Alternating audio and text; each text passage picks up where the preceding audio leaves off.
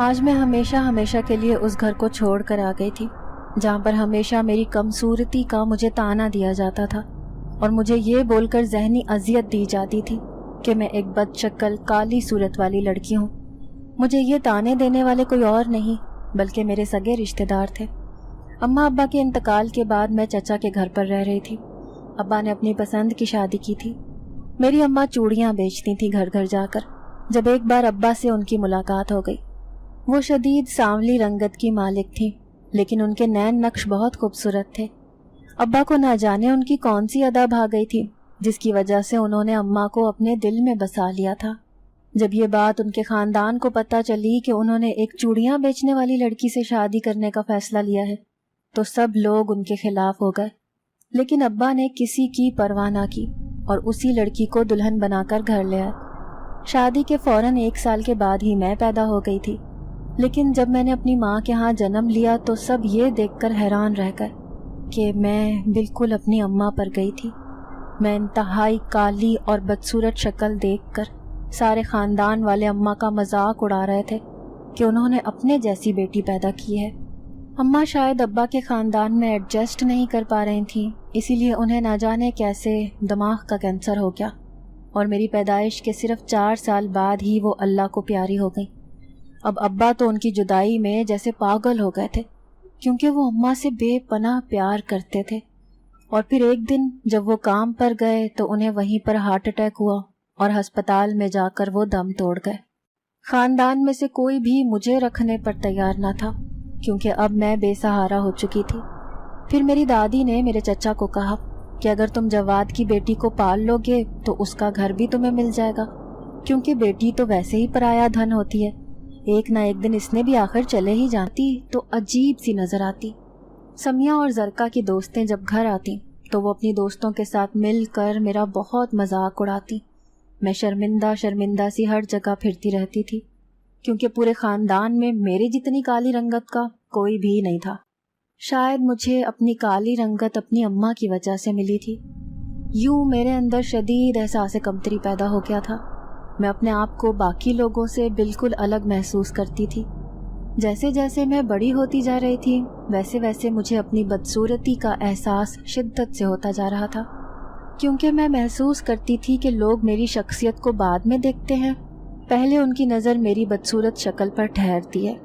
اب میں 20 سال کی ہو چکی تھی۔ سمیہ اور زرکا دونوں کی منگنی ہو چکی تھی، جبکہ چچا چچی کو کہتے تھے کہ اس کو بھی جلدی سے یہاں سے رخصت کرو تاکہ تم اس کا گھر اپنے نام کروا لو۔ لیکن جب میری 2-3 جگہ سے رشتے آئے تو انہوں نے مجھے ناپسند کر دیا۔ تو چچی مجھے اٹھتے بیٹھتے یہ تانا دیتی کہ تمہاری ماں نے تو تمہارے باپ کو پیار کے چکر میں پھنسا لیا تھا، اسی لیے تم بھی ایسا ہی کچھ کرو اور یہاں سے جلدی دفع ہو جاؤ۔ 20 سال ہو گئے تمہیں پالتے ہوئے، اب کتنے سال ہمارے سر پر بیٹھی رہو گی؟ ان کی یہ باتیں میرے دل کو چھلنی کرتی تھیں۔ پھر تھوڑے دنوں بعد ہی سمیہ اور زرکا کی شادی کی تیاریاں چلنے لگی۔ میں تیار ہو کر مائیوں کی تقریب میں کھڑی تھی جب چچی اپنی کسی جاننے والی خاتون سے کہہ رہی تھی کہ اسے دیکھو ذرا، نجمہ کی لڑکی کو کپڑے سجتے ہیں نہ میک اپ، لگتا ہے یہ تو ساری زندگی ہمارے سینے پر مونگ دلنے کے لیے پیدا ہوئی ہے۔ چچی مجھ سے بڑی نفرت کرتی تھی، شاید اس لیے کہ وہ اپنی چھوٹی بہن کی شادی میرے ابا سے کرنا چاہتی تھی، لیکن میرے ابا نے میری ماں کو پسند کر لیا تھا۔ جیسے ہی شادی ختم ہوئی ویسے ہی میری زندگی مزید عذاب میں مبتلا ہو گئی، کیونکہ جو میرے لیے رشتہ آیا تھا وہ ایک شادی شدہ 4 بچوں کے باپ کا تھا۔ چچا اس رشتے پر راضی نہ تھے، لیکن چچی ان کو راضی کرنے پر تلی ہوئی تھی۔ میں یہ سب صورتحال دیکھ رہی تھی، مجھے اپنی زندگی کسی عذاب سے کم نہ لگتی تھی۔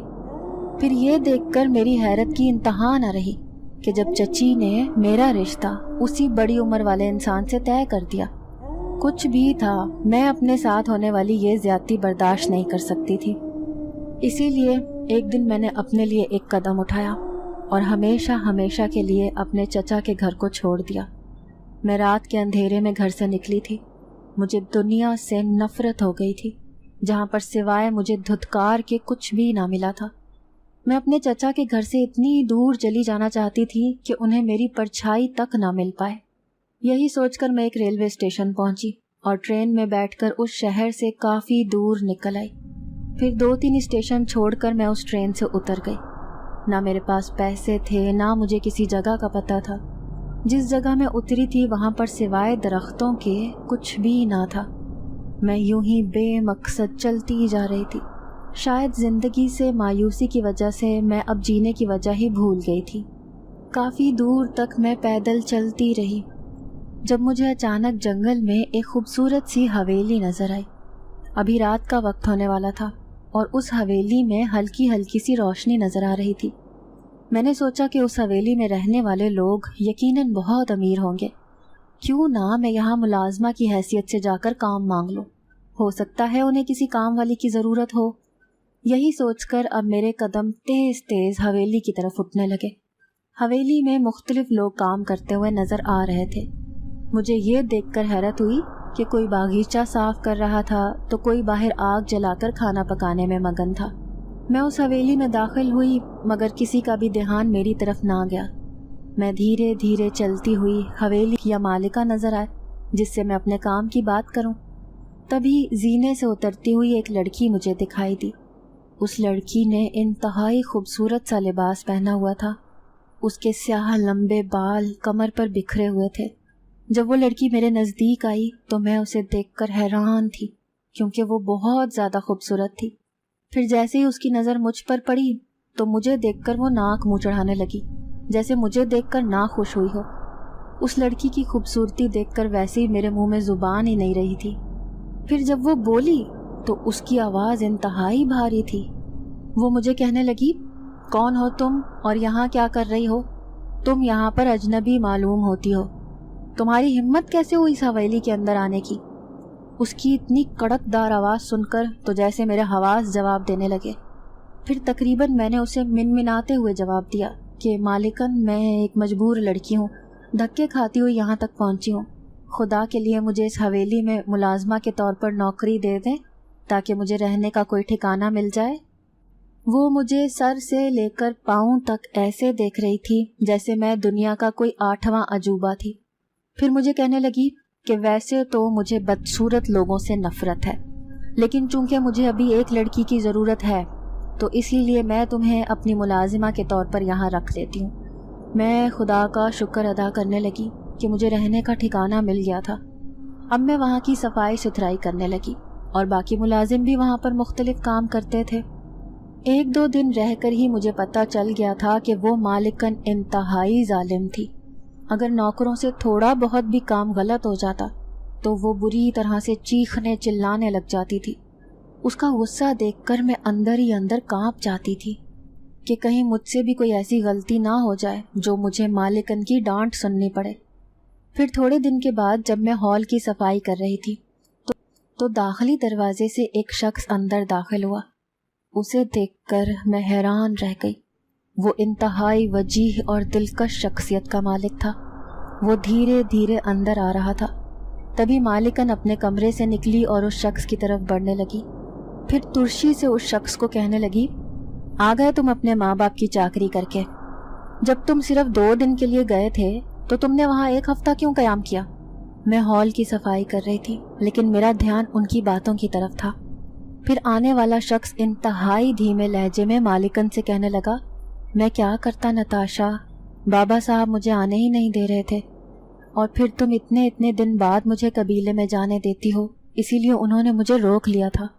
پھر مالکن اسے غصے سے کہنے لگی کہ ٹھیک ہے، اگر تم نے اپنی منمانی کرنی ہے تو اس بات کی تمہیں سزا ملے گی، کیونکہ تمہیں پتہ ہے کہ میں کتنی سخت مزاج اور اپنا حکم چلانے والی جن ذاتی ہوں، اس لیے سزا کے طور پر میں پورا 1 ہفتہ تم سے بات نہیں کروں گی اور نہ تم میری خوابگاہ میں آؤ گے۔ یہ کہہ کر مالکن نتاشا وہاں سے چلی گئی۔ اس کی باتوں سے وہ شخص نہایت مایوس نظر آ رہا تھا۔ پھر مجھے تھوڑی دیر بعد ہی پتہ چل گیا کہ وہ شخص کوئی اور نہیں بلکہ مالکن کا شوہر تھا جس کا نام جہانگیر تھا۔